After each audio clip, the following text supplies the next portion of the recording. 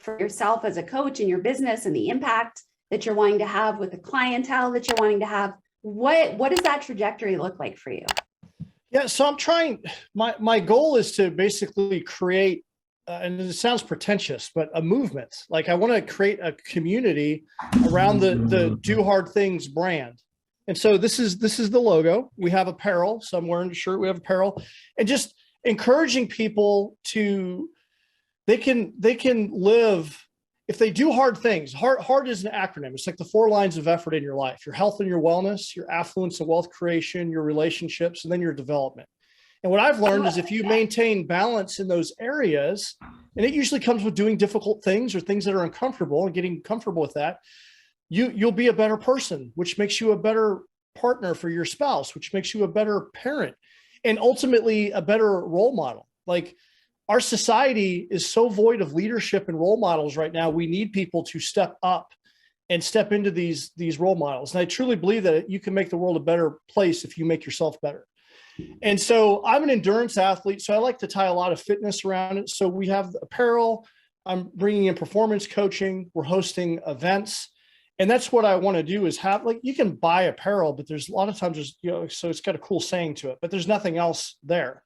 We want to start like a movement around it, where maybe we're doing like we're going to start like a subscription where you get like a new shirt with an awesome saying on it. Cause I look in the mirror, I'm like, I'm stronger than I was yesterday because I'm doing the work. I've got shirts that say discipline or do hard things or whatever it is. We got people, they're training for their first 5K and they're wearing a do hard things shirt, or their first marathon and they're wearing a do hard things shirt.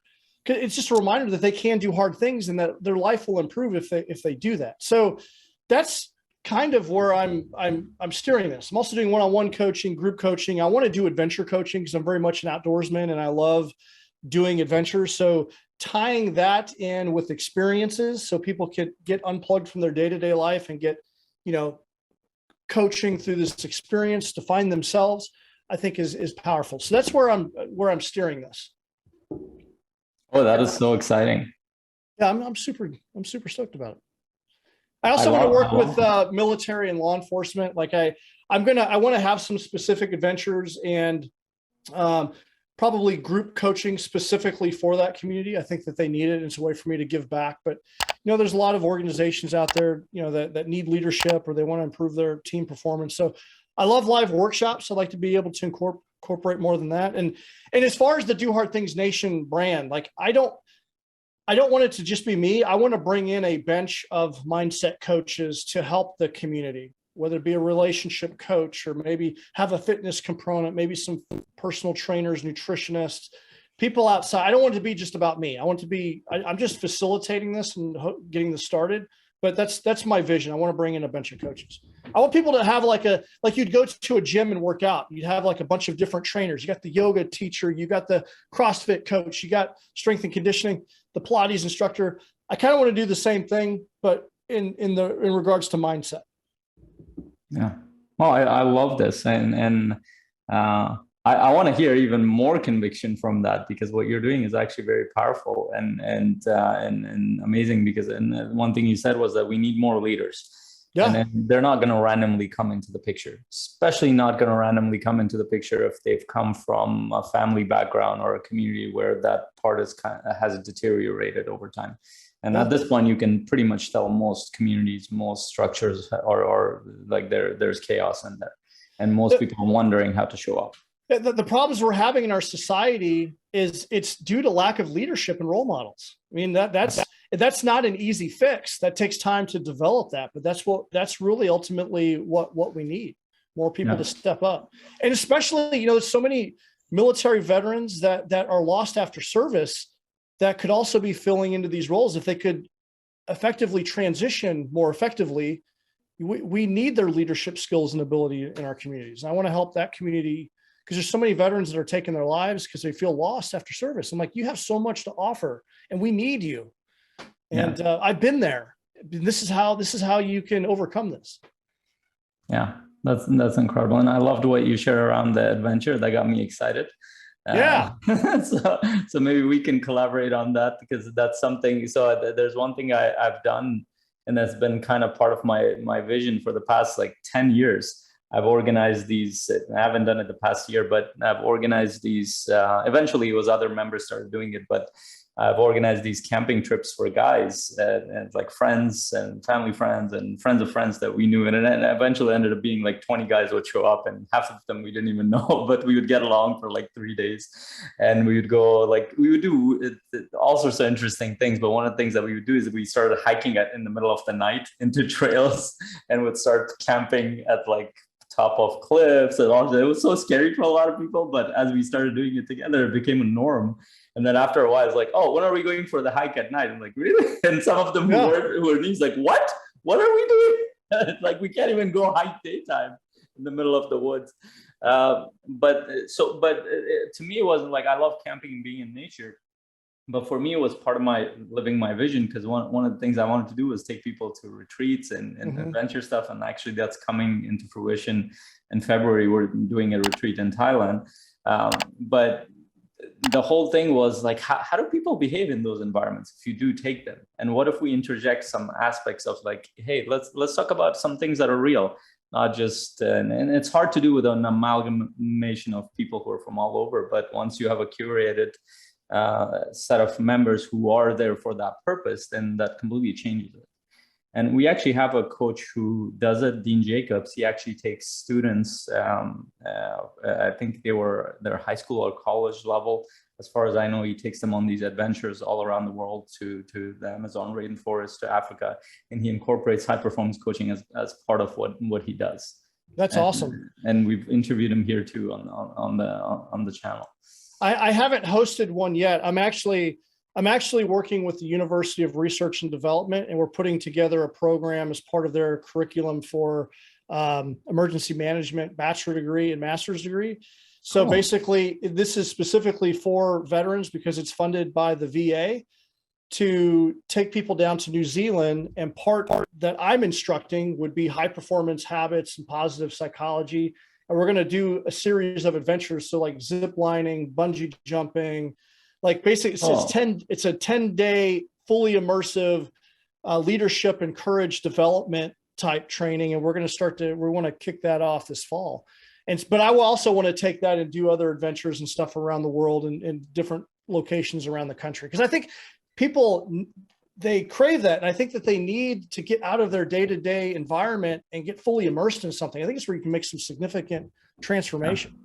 It makes a huge difference. That's why I was itching for the past 2 years to go to any kind of event. I was especially after a couple of years. Yeah. And it was just going to the last one. I was like, holy shoot, that completely shifted my psychology in ways. And the motivation is temporary. You have to create habits around it. But the thing that lasts is that experience doesn't leave you. Like you remember and you parcel those experiences leave you. Like one of the interesting things that they did that I actually really love, and I want to do this in my event. So they took pictures of us in the beginning of the event, and we put our name, and then what they called it love notes. So there were 500 plus coaches in there. And so basically we would have to, like whoever had an experience with you, or even randomly, you would write something that you loved about this person, or something inspirational that you see in them. That's cool. I have these, like I've been reading these over and over. It's so cool. It's like some people I met and I didn't even think that conversation had that effect, but all of a sudden, like I'm reading, like that's incredible that we connected at that level. And I started leaving notes. Like the whole experience was really cool. So like something like this, now this stays with me, and it's a reminder of like where I went and what I tried to do. So which is really cool. I do want to, so there's something you said in the beginning that it sounded very simple, but it can be very difficult for coaches to grasp. So you said like you started doing podcasts, such an easy thing to do. But why don't other coaches do? Why don't they put them out on YouTube or on whatever to put themselves out there? And most coaches who are starting out, they struggle with that area of putting themselves out there. And so for me, it was a huge struggle because I didn't have speaking background. I didn't know how to engage people in conversations in group settings. I knew how to talk to people one-on-one to some degree, but I had to be very comfortable with them to be able to share a lot of things.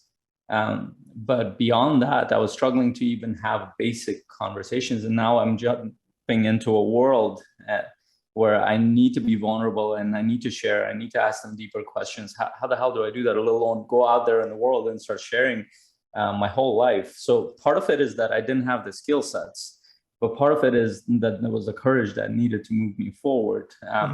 And I'm curious. I mean, part of you had some experience in the actually a lot of experience based on what you're sharing in terms of speaking in the military world. Did that help you to start the speaking stuff, or did you have to kind of overcome some things to put yourself? Because there's a difference in the way that you show up in as a coach than within the military. I'm guessing. Yeah. So when I first joined the military, I was 17 and coming from an abused, broken home. Like I had a struggle making eye contact with people. Yeah. Getting up and speaking and using my voice with full volume was mortifying to me. Yeah. But the military has this great way of like throwing you out there anyway. And you just, through repetition, you're kind of forced to get out of that shell. And it was through like, I think one of the most transformative experiences that really helped me break that was when they made me a recruiter. I didn't volunteer for that job. I was volunteered to go do that, voluntold, if you will. And it forced me to get out there and start having conversations with people. And so then I became an instructor, and through that, every time it was uncomfortable, but through the repetition, I basically developed that skill. It's just like a muscle that you develop in the gym. You got to go work it out. For me, I wanted to have a podcast for a long time. Podcasts have made a significant impact, but I'm like, what am I going to talk about? How do I even get it started? And I'm like, you know what? I'm making excuses. I'm just going to throw it out there. And I remember I just hired, because I still didn't know how to get it onto Apple and all these other Spotify and all these platforms. I just found a podcast guy, and I'm like, can you help me get my show up and going? Just help me do some basic editing. And then I just kind of got out of my own way and said, you know what? I'm a high performance coach. I'm going to use this as a platform to have conversations with other people, talk about high performance topics, and really selfishly help me get the reps in and get out of myself so I can put myself out there. And what I've learned is that, through coach, like it's a relatively inexpensive medium. The technology is there. It's like you having your own radio show. This didn't exist 20 years ago. Right. And it's a great way to build trust with people because they can hear you. And I've been able to network and have conversations with people that I never thought that I would have a conversation with. It's led doors of opportunity. Like the New Zealand, the university, they contacted me because of my podcast. That's awesome. I've developed clients from it. So for me, it's been an amazing journey, and I'm so glad. I just wish I would have done it sooner. But yeah, there's some fear and trepidation, and it's a new skill, but I think we overcomplicate it and overthink it. But in doing that and putting in the reps, I don't know, it's made me more confident in front of a camera and putting myself out there. And I know that I'm not perfect. And I deliberately don't do a lot of editing because I think people want to hear authenticity. And if you make a mistake, I think that's okay. And who is it? Seth Godin's like, nothing, when you're an entrepreneur, perfection will paralyze you. So just ship it, whether it's ready to go or not. And that's what I do. I just throw it out there and I ship it, whether it's perfect or not. And through that repetition, I've grown significantly. Some of my favorite bloopers, because I do a lot of Facebook Lives, and for that exact same reason, some of my favorite ones where I'm like talking to somebody, and then all of a sudden it's like, my phone falls, and I'm like, ah! Yeah. And I'm like, sorry, it's like, well, that's like. Yeah, and That's this and one I loved what you shared there. A couple of things, and this is important for coaches because a lot of times when coaches start, especially if they're part of a group, they start to compare themselves with a lot of other people, and there's the problem with that comparison is that they don't actually know where this person comes from. So somebody who started out who never had any experience in speaking and having conversations with people, being a trainer or something like that, will have a very different trajectory versus somebody who did have that experience. And they both have to work on it, to be honest. But then one person has a head start in there and the other one doesn't. And then there are other skill sets in there. Somebody could have a market. Like I know coaches who have marketing agencies. It's like by the time they get started, by the time they get the certification, before that, they've already put out a bunch of stuff to their email list and everything is done, and they will come the next day and be like, hey, I got 5 clients. And then everybody else is sitting like, what the hell am I doing wrong here? I just started thinking about this thing. So it's understanding where you are and starting from that point. And using other members as a source of inspiration, like what did they do? And Jay's story is inspiration because he had to come from, like, you had to come from a place where you couldn't make eye contact, but you were put in situations where you had to adapt, and you had to learn, and you had to train yourself to be a certain way. And that experience is very transferable. And also everybody will have a certain experience that's very transferable into coaching that others won't have. And that can be really powerful for you. So one other question before we transition to the last part of it. So I do want to ask this. So you said that part of your clientele comes from the podcast, but what other, like for coaches who are starting out, what would your advice be? What would your perspective be? Where would you start if you had started out? Like if you knew what you knew now and you went 2 years back, it's like, hey, this is where I would start. What would you do?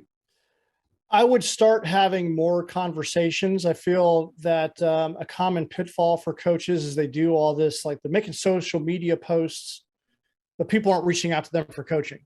And they're doing a lot of activities that aren't yielding clients. And I have learned, someone recommended the book, The Prosperous Coach, and I listened to it and I read it a couple of times, highlighted it.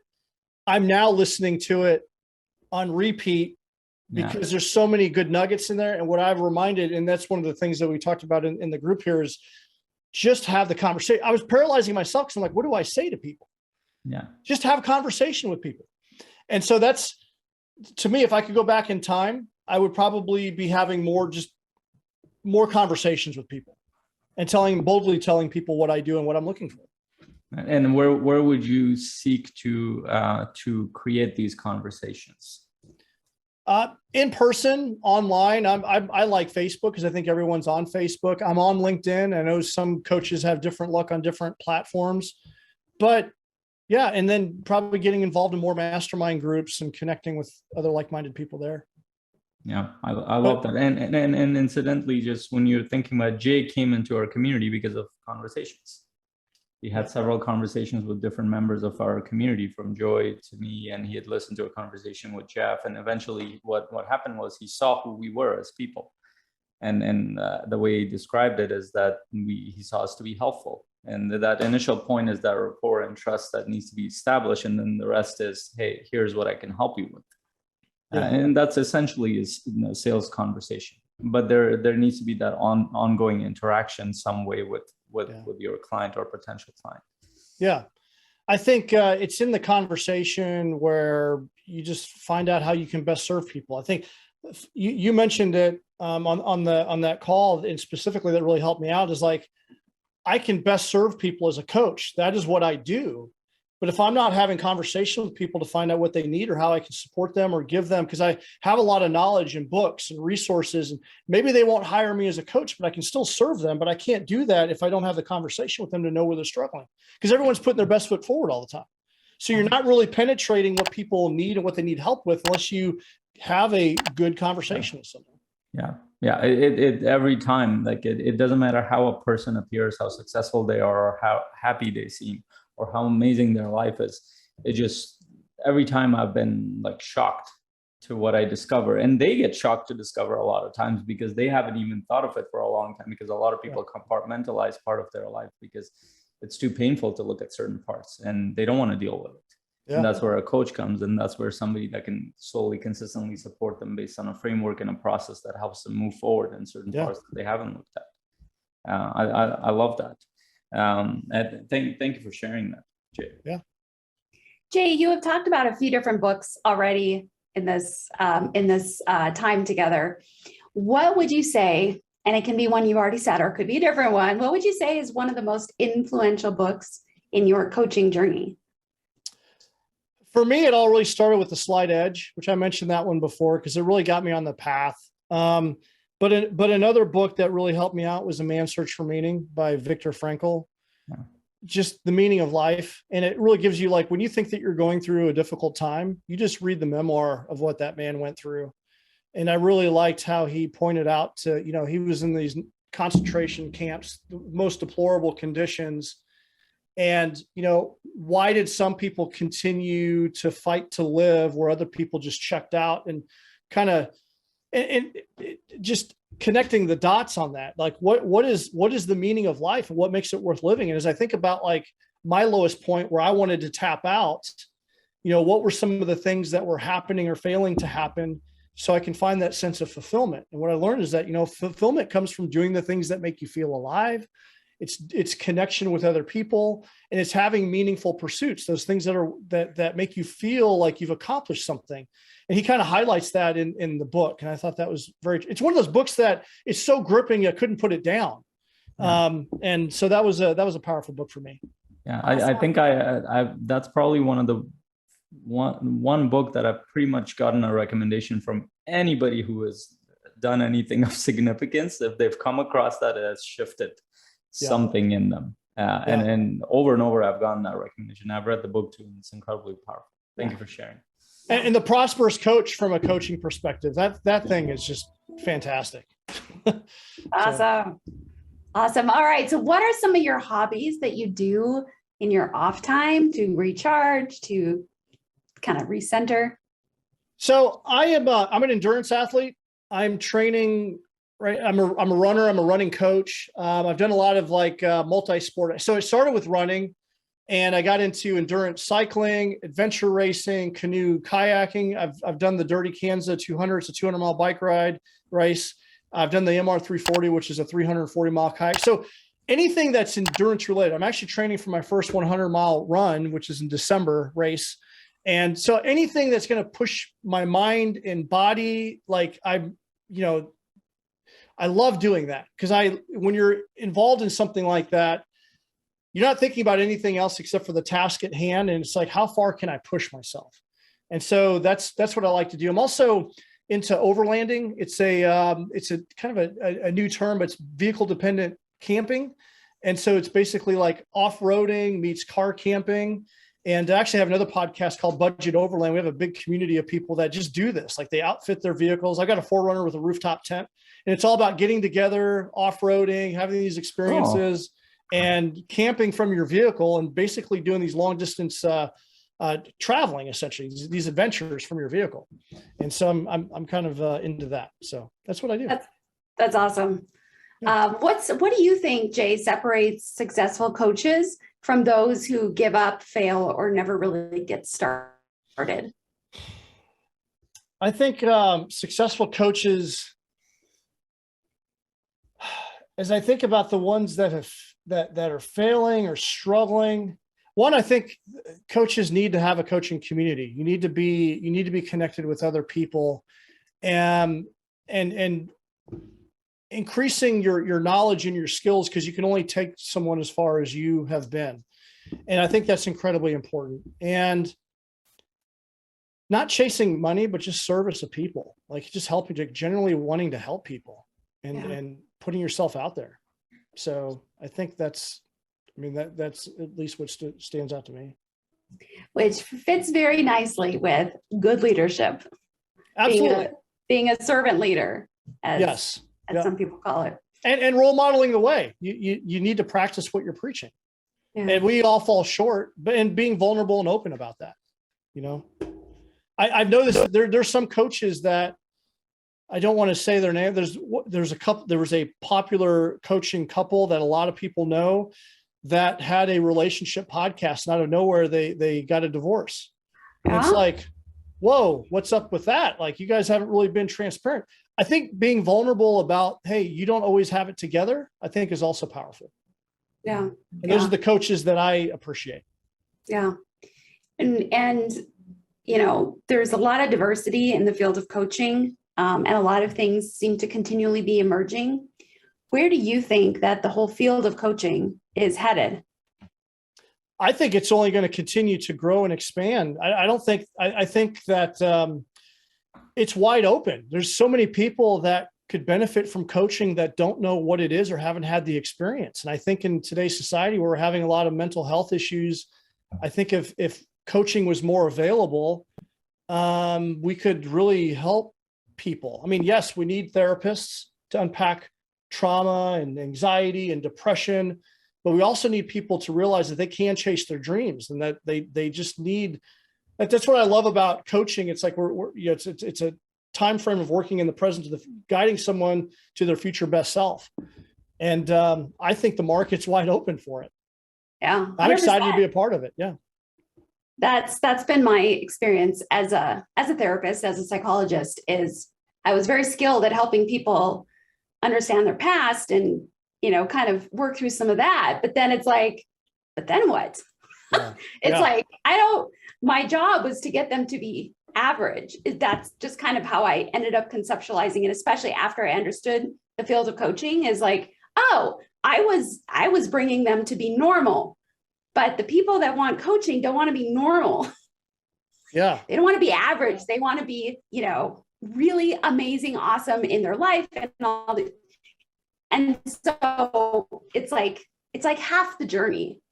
And I realize that's a gross generalization of therapy versus coaching, but that's what has made sense in my mind. And that's kind of how I've seen it, kind of the flip-flop between the two.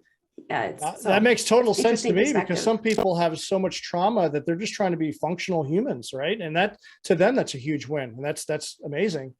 Yeah. But you're right. Like it's a different time frame and helping people be extraordinary, right? Yeah, absolutely. Where can people find all of your awesomeness, Jay? Online or wherever? You can find me at dohardthingsnation.com. That's where the podcast, the apparel is, the events that we have going on. So www.dohardthingsnation.com, or you can just go to jteagues.com, where you can find me as a high performance coach.